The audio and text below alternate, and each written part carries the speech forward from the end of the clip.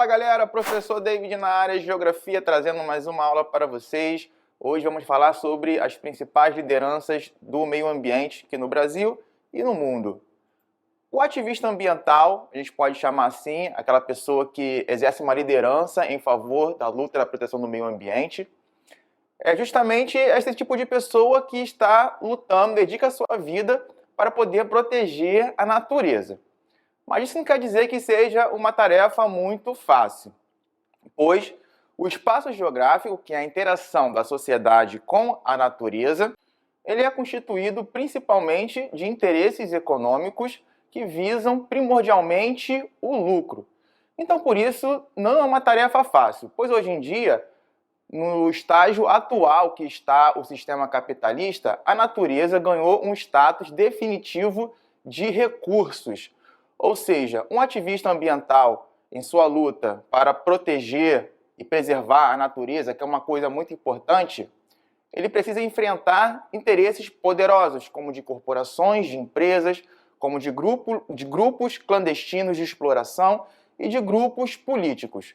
Por isso que é sempre uma luta árdua. Hoje eu vou trazer para vocês aqui algumas histórias de alguns ativistas ambientais que se destacaram no mundo e no Brasil. E para isso eu tenho aqui a presença ilustre do professor Gustavo Xavier, que vai falar um pouquinho para vocês também, dividir aqui esse espaço comigo e espero que vocês gostem, tá bom? Muito bem. Nosso primeiro ativista, na verdade, é uma menina, se chama a Greta Thunberg.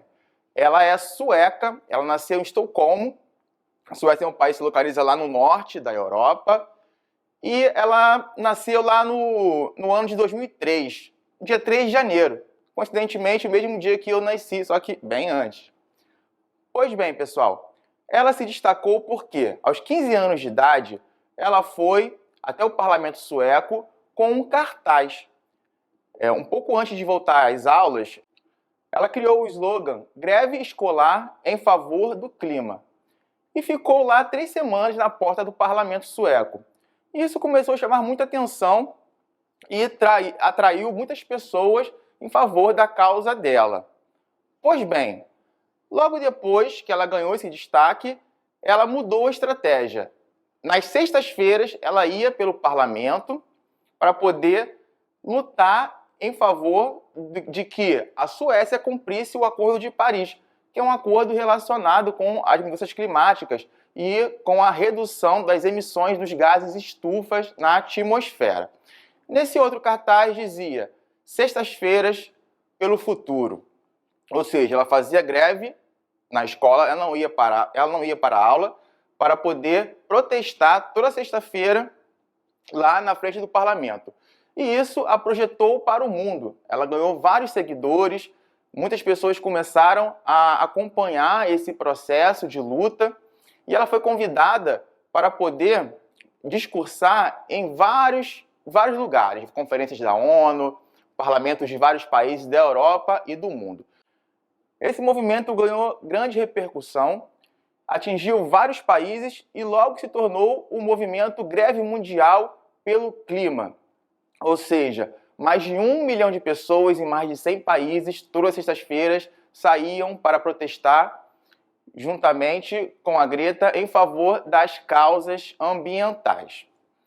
É muito interessante porque numa dessas viagens, por exemplo, ela teve que ir discursar em Nova York e ela utilizou um barco à vela que utilizava energia captada de painéis solares e com turbinas artificiais, para que ela não fosse de avião, que é um meio de transporte que utiliza combustíveis fósseis para a sua movimentação. Pois bem, pessoal, é muito interessante porque em um desses discursos, a Greta ela se destacou porque ela dizia para as pessoas dessa geração, as pessoas mais velhas que estão no poder, os poderosos, que eles estavam comprometendo o futuro das novas gerações. E ela ganhou destaque internacional por isso, e inclusive ela ganhou vários prêmios. Um desses prêmios foi o Embaixador da Consciência, que foi dado pela Anistia Internacional. Pois bem, pessoal, muito interessante, né? Tudo isso, apenas com 15 anos, a Greta mobilizou o mundo. Agora vamos voltar um pouco para o Brasil, vamos falar de um ativista nacional. Vamos falar de Chico Mendes. Você já ouviu falar dele? Olha o Chico Mendes aí na sua tela. Chico Mendes nasceu em Chapuri, lá no Acre, no ano de 1944. Ele era seringueiro, sindicalista e ativista ambiental. Ele começou sua vida como seringueiro e desde novo ele já acompanhava a devastação da floresta amazônica, trabalhando junto com seu pai. E ele se sindicalizou, entrou no seu sindicato dos seringueiros e logo percebeu também a importância de lutar pela proteção das terras indígenas, que havia sofrendo muitos ataques também de organizações clandestinas de madeireiras que exploravam os recursos naturais da Amazônia e promoviam grande desmatamento. Pois bem, ao ingressar no sindicato, Chico Mendes propôs novas ideias para a proteção das terras, das reservas extrativistas e das terras indígenas. Essa ideia dizia o quê? Se chamavam os empates. Os empates eram uns cordões de isolamentos que a própria comunidade fazia ao redor da terra para poder protegê-la da exploração ilegal. Isso ganhou grande destaque. Logo depois, Chico Mendes trouxe uma nova ideia em um de seus discursos, depois de ganhar certa relevância, certo destaque, a partir de suas ações na proteção e preservação das comunidades indígenas e da floresta amazônica, foi a união dos povos da floresta, que seria a união de seringueiros, de indígenas e de trabalhadores rurais para a proteção das terras da Amazônia, para que pudesse ser usada de maneira sustentável.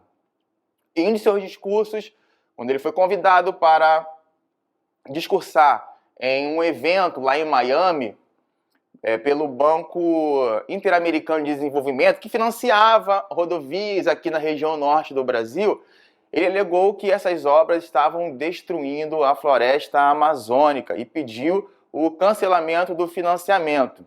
E com isso, houve uma missão da ONU aqui, representantes da ONU vieram aqui para o Acre e realmente viram a devastação que essa rodovia estava causando e o Banco Interamericano cancelou o financiamento.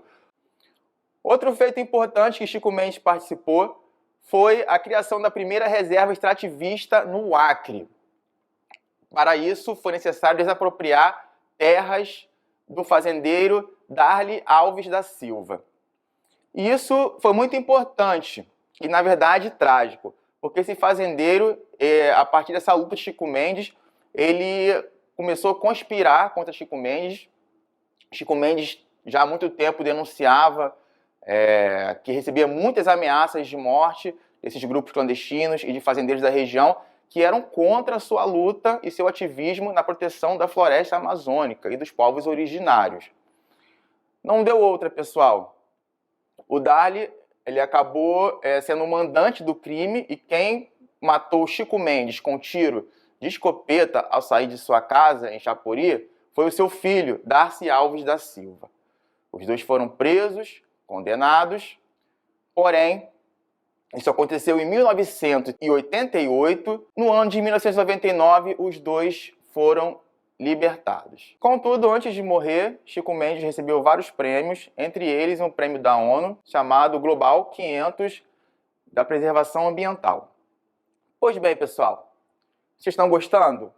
Agora vou dar a palavra aqui um pouquinho para o professor Gustavo, que vai falar para vocês sobre outros ativistas ambientais aqui do Brasil. E aí, tá preparado, Gustavo? É contigo. Valeu, David. Obrigado pelo convite. É sempre um prazer estar por aqui, ainda mais para falar de um assunto tão urgente. Então, a gente pensou em dois casos. O primeiro é o da irmã Dorothy Stang. Como o irmã já sugere, se trata de uma freira americana, né, que já idosa, ela se envolveu num dos mais notórios casos de violência contra ativistas ambientais. E a história da irmã Dorothy é muito emblemática. O que acontece? Ela atuava no Pará, é onde ela exercia sua missão enquanto religiosa. Daí, ali ela começou a perceber que existiam muitas propriedades improdutivas, que eram terras que haviam sido concedidas pelo governo para produtores, e essas grandes terras elas eram improdutivas. E aqui no Brasil, uma terra, uma propriedade agrícola, ela tem que cumprir uma função social. Essa função social é produzir, seja alimento ou matéria-prima, e também gerar trabalho. Uma terra improdutiva não cumpre essa função.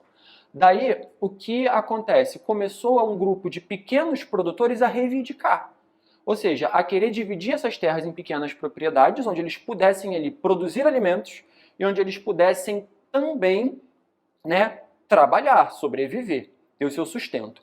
A irmã Dorothy começou a liderar esse grupo de pequenos produtores e desenvolveu um projeto extremamente interessante. Esse projeto da irmã Dorothy consistia em botar essa galera para produzir alimentos ali, né? Ou seja, eles iam ter trabalho, ia produzir comida para o povo, e além disso era um projeto que envolvia não derrubar a floresta, manter a floresta de pé. Então era um projeto de uma agricultura sustentável, muito interessante. Daí o que aconteceu? Em 2002, essas pessoas conseguiram essas terras. Muito bacana, todo mundo muito feliz. Contudo, né, o Brasil é um dos países que mais mata ativistas no mundo. Um dado da ONG Global Witness mostra que só em 2020 foram assassinados 20 ativistas ambientais do nosso país.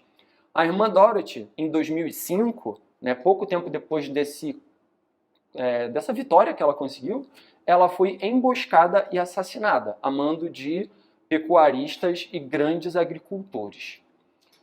O outro caso é o caso bastante recente, né, do Bruno Pereira e do Dom Phillips, né, um indigenista brasileiro e um jornalista britânico.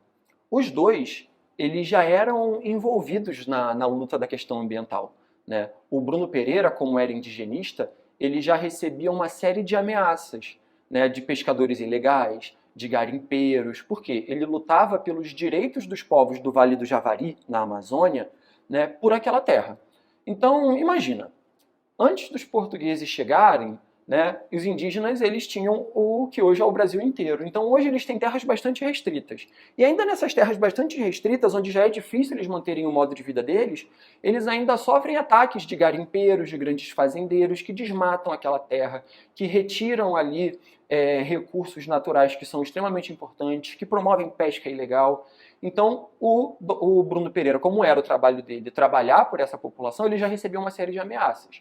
Assim como o Dom Phillips, que era um jornalista britânico, que ele reportava, né, esses acontecimentos criminosos na Amazônia.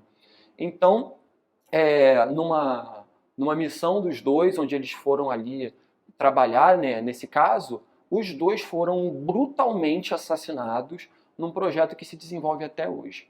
E sabe o que eu penso, David? Que se matam pessoas que lutam pela natureza, se tem pessoas que arriscam sua vida pelo futuro do meio ambiente, seja no Brasil, seja no mundo, é porque esse assunto é urgente. Tanto ele é urgente por mexer com interesses de gente muito poderosa, como é urgente para garantir o nosso futuro. Realmente, Gustavo, é muito triste a gente ver que tem pessoas que dão a sua vida para a proteção do meio ambiente e não tem nenhum tipo de proteção e esses casos continuam se repetindo. Realmente é muito triste. Mas e você, que está aí em casa? Eu queria deixar um desafio. O que você, na sua escola, com seus colegas, com seus professores, tem feito em favor da natureza? Que tipo de ativismo você, a sua escola, tem propiciado? Isso é uma coisa muito importante e urgente, como o professor Gustavo falou. Então eu queria que vocês pensassem em estratégias, em um projeto ativista para a sua escola. Pensem juntamente com os colegas professores o que vocês poderiam fazer em favor do meio ambiente, tá bom? Fica esse desafio aí para vocês. Eu agradeço muito a presença e a participação do professor Gustavo. Você é sempre bem-vindo, Gustavo. Eu que agradeço, David. Então, pessoal, nossa aula ficando por aqui. Espero que vocês tenham aprendido um pouco mais. Eu vejo vocês na próxima, tá bom? Até logo. Tchau, tchau.